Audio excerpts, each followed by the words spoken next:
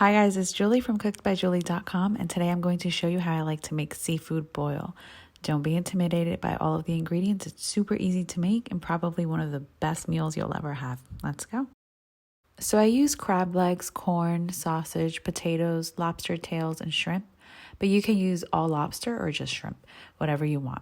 Go ahead and get a large stock pot. To it, you want to add some butter, onions, garlic, lemons, and Old Bay seasoning. I have the complete recipe over on my website, cookedbyjulie.com, so make sure you go ahead and check that out. I also post about 3 recipes per week on my site, so make sure to sign up to my newsletter so I can send you all of my new recipes for free, of course. Go ahead and add some water, bay leaves, garlic powder, onion powder, oregano, and paprika. Check for seasoning. Let that come to a boil, and then we're going to start by cooking the potatoes.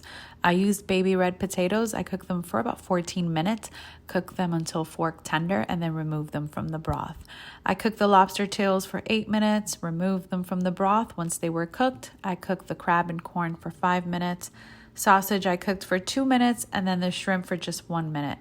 Once you're done cooking all of the seafood, you can place it in an oven bag so it remains warm, or just cover it with foil while you prepare the garlic butter sauce. So here's the deal. If you like it extra saucy and want a lot of sauce to dip the potatoes, the lobster meat, and everything on your plate, then double or triple this sauce recipe. This sauce is the best seafood sauce ever. You're going to need some unsalted butter, diced onions, cook the onions in the butter for 2 minutes, paprika and Old Bay seasoning, hot sauce, lots of fresh minced garlic, and some lemon juice.